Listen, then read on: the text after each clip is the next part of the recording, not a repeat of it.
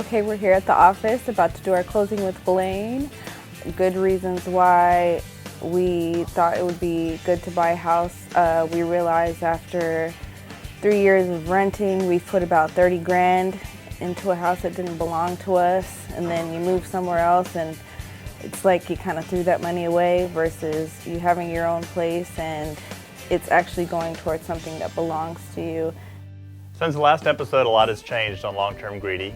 A couple days ago, I found out that my wife might be pregnant with our 4th child, and we've bought and sold a whole bunch of property. You're going to follow Blaine up to Killeen, Harker Heights, Coppers Cove, and possibly Temple, Texas, to look at some properties that we've purchased and sold and see how they've impacted people's lives.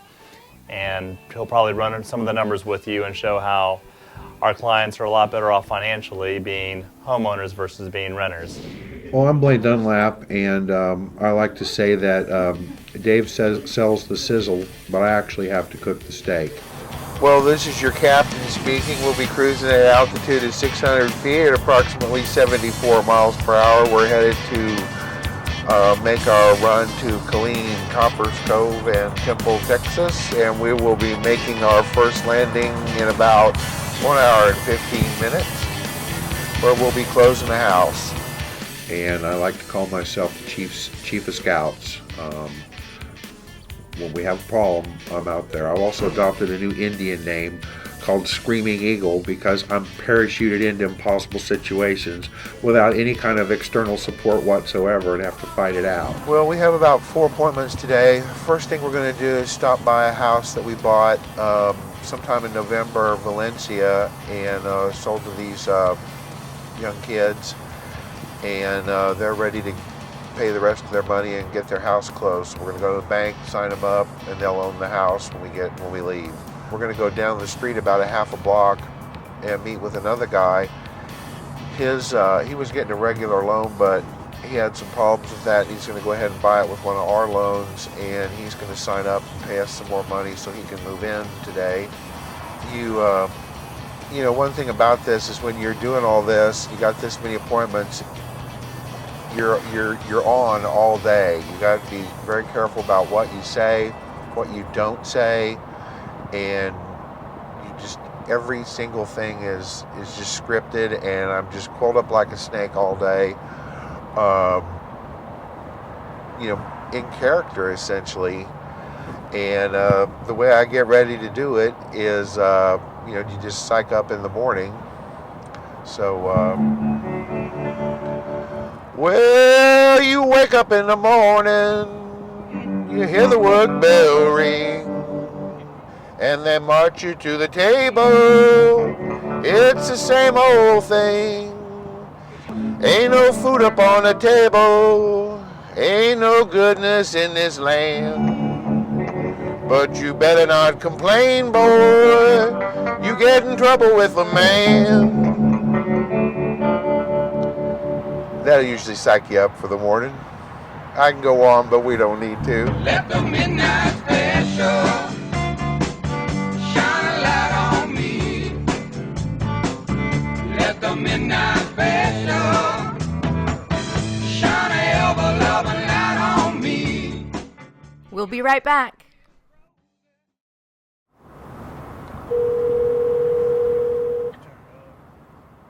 Hey Blaine, what's going on? Well, after yesterday's disappointments, things are back on track. The guy on Valencia is going to be closing in a few minutes, so we're going to go down to Chase Bank and sign up on his paperwork. Okay, great. And yeah, and then we had that lot that they were wanting to get that title work done on. It apparently got done, and so we'll be getting that closed today also. Okay, great. What else do we got going on today? Are you working with the film crew today? Yeah, you're on now. I've got some good news and bad news for you. I got the $2 million. The bank just funded the deal. We just got back from Georgetown and picked it up. What's my cut? But the bad news is we've already spent $1.5 million of it, so we're running low on funds again. Well, why don't you save some for me, because I've got everything sold and I need some more work. So I'm looking for some stuff for you to buy. Hopefully we've got a little bit left over to buy a few more houses for you up in Central Texas. I need to get you up to Temple. I've got that nursing home up there, and Roberta and her crew are up there trying to mess around with it, and it could be a big old mess, so I kind of need somebody over there to supervise the stuff so the wheels don't fall off of it. Oh yeah, let's see, okay. We gotta close the property at 10:30. We gotta meet a guy at noon to get him signed up and in his house. Then we gotta go out to Coppers Cove and show and sell some lots. And then we got to wait around until 3 o'clock to pick up the closing paperwork on that. And at some point in time, we got to go by Lynn Drive and see what's going on there. Oh yeah, we'll add go to Temple. What else do you want me to do today, Dave?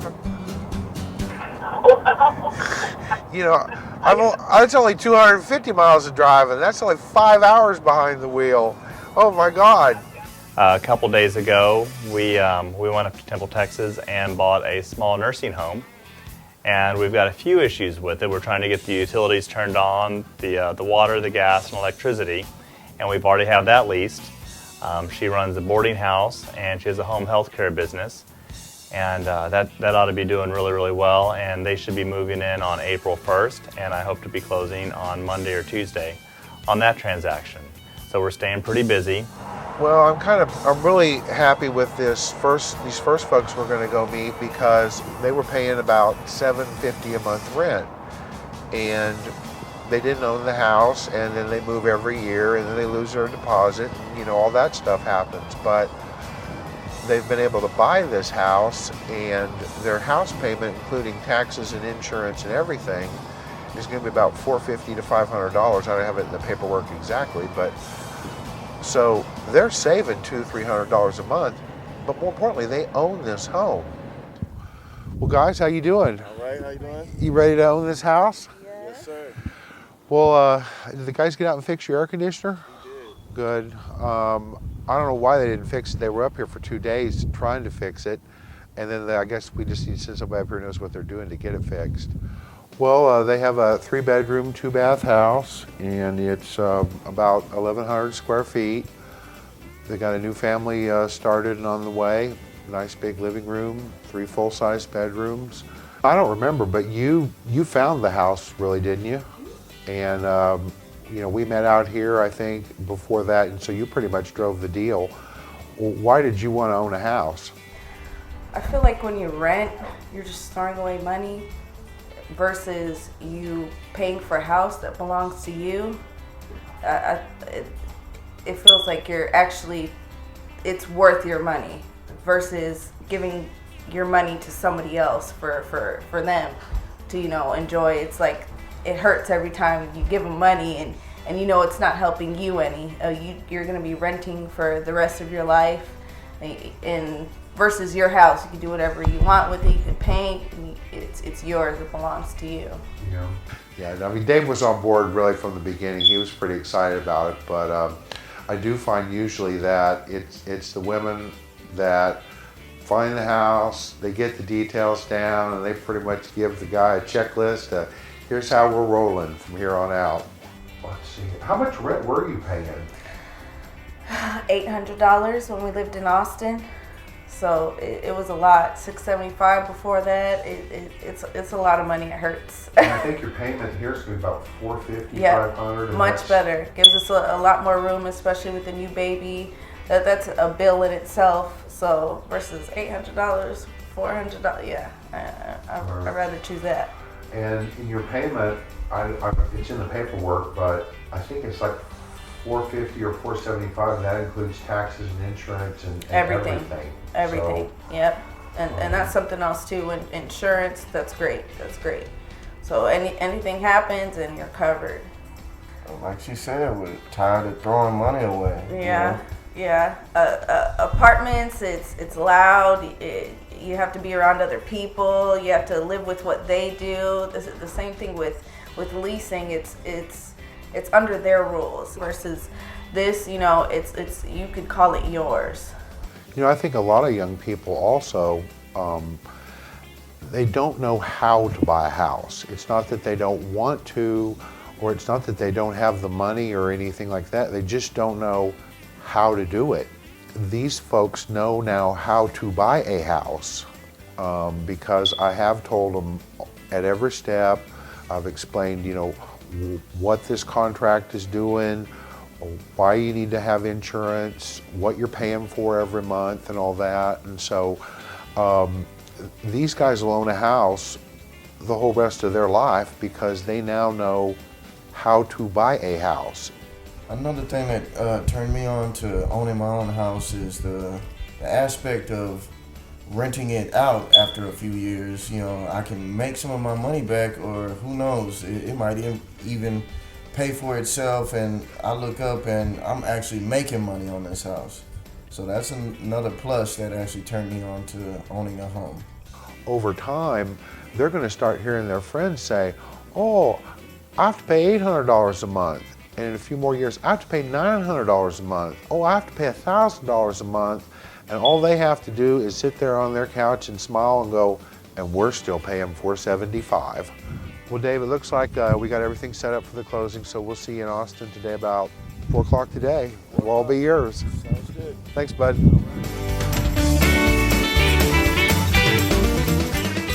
We'll be right back.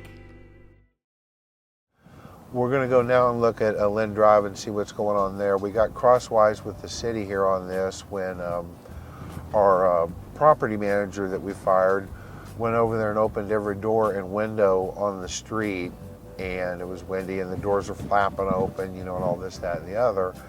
And the city inspector went in there and he started inspecting and going, why are all the doors and windows open and this, that, and the other. Then we started working on it, and they brought it to a halt.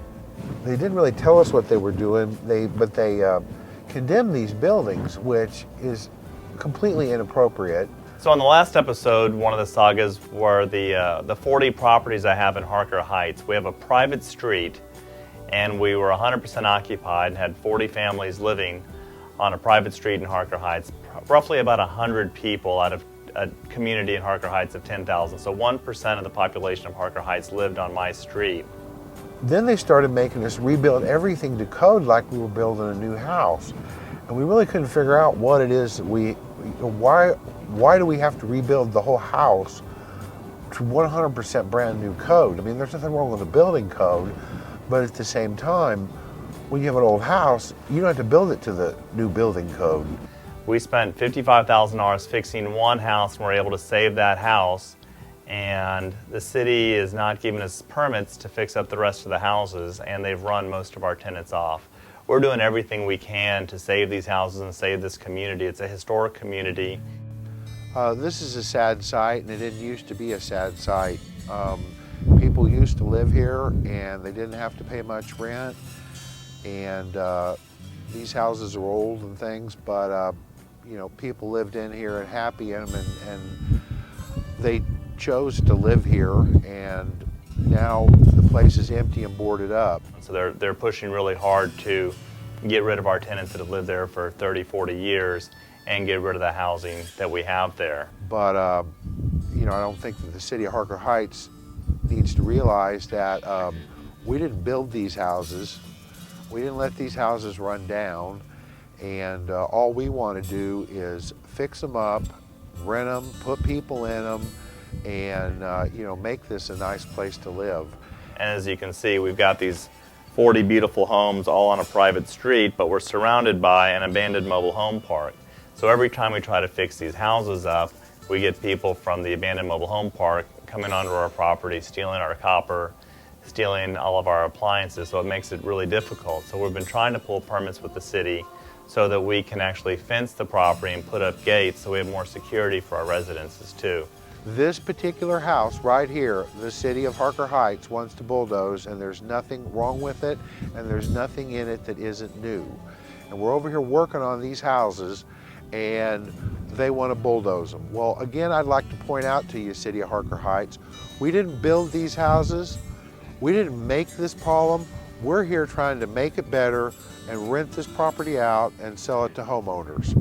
The other thing we've done is we've condoed the buildings so that we can sell them owner finance to the tenants that live in the area, so they actually have pride of ownership and they actually own something instead of paying rent for 30 years. It's really interesting for them to say that they're substandard housing when the federal government's inspected our houses and we have actually Section 8 tenants where the government pays the rent.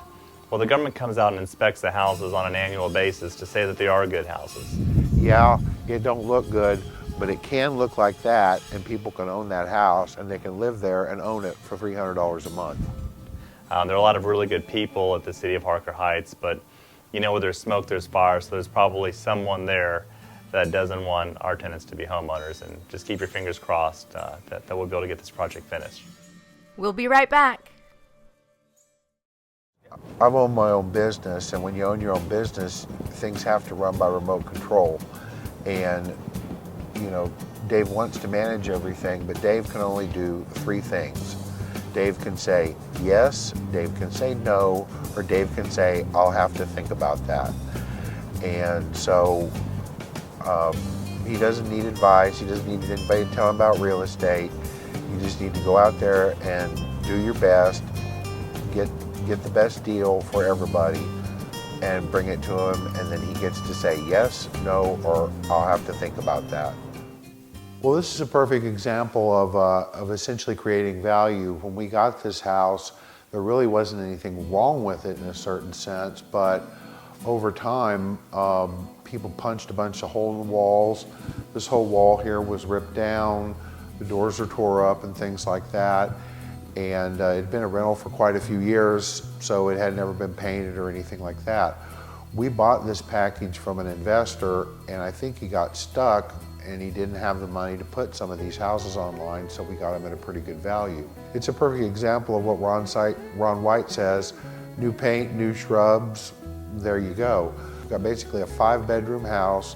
This living room is big enough to play soccer in. It's got a full-size kitchen and a full-size dining room and a utility room. You know, this is a good thing for younger folks wanting to get started out. He rents out a couple rooms at $500 a month, all bills paid. He's making $1,000. His house payment's getting paid, and he's living here for free. So, you know, it all works out. So what we're here to do today is he's gonna sign the paperwork on it, and he's gonna rent this from us for a month or two while he comes up with his down payment money, and there we go. Well, now that that's wrapped up, here's your key. And what I'd like you to do is go get your power turned on pretty quick and fire up that air conditioner and heating system. Basically, James is renting this for about 25 days until he comes up with the rest of the money to close. But pretty much this is his house today. And I think he's going to start moving in over the weekend, which we like. We don't like these houses sitting empty. I wanted my own place. It's the pride of owning your own house is a great thing. I don't want to be underneath someone for rent. I've also had my best friend moving in from California, and if I try to get him moved into a rental, it wasn't going to happen. What were you paying for rent? Or what are you paying for rent? I was paying for rent out of a 11 by 11 room for everything about $380. That had been suffice for myself, but if I wanted to get into getting a decent rental to have him move in, that would have been about $650 a month, plus paying 2 security deposits, possibly 3. So you mean you're moving from an 11 by 11 room to this 2,000 square foot 5-bedroom house? Yes. I think you'll be buying some furniture. I have furniture. I mean, this is another example. He's got a payment of, I don't know exactly, but around $650 a month. And when we were working on this, we had people stopping by, you know, wanting to rent it for $1,000. So you can hardly ever go wrong here. It's an investment property. Yeah, I mean, he's going to live here for a while, but over time, when he wants to move again, he gets to take $300 a month with him to pay for his new place. So 11 by 11 room to 2,000 square feet, 5 bedrooms. You're not doing too bad for yourself.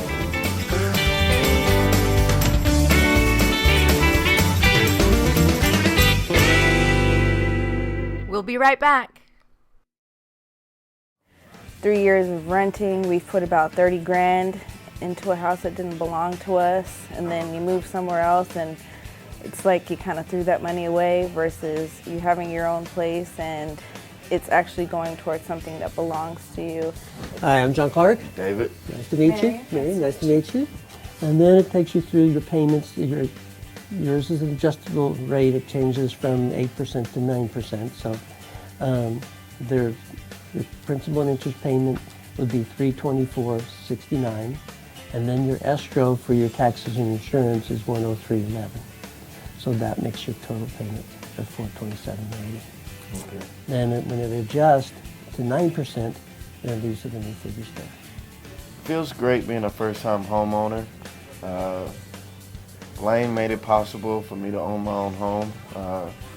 It's not too many opportunities for people, young people such as myself, to figure out how to buy a house. So Blaine made it real easy to buy a house. And explained everything so we would understand exactly what was going on and what we were doing. Stuff that we wouldn't understand, he broke it down, everything, so Step that by we could step. understand it.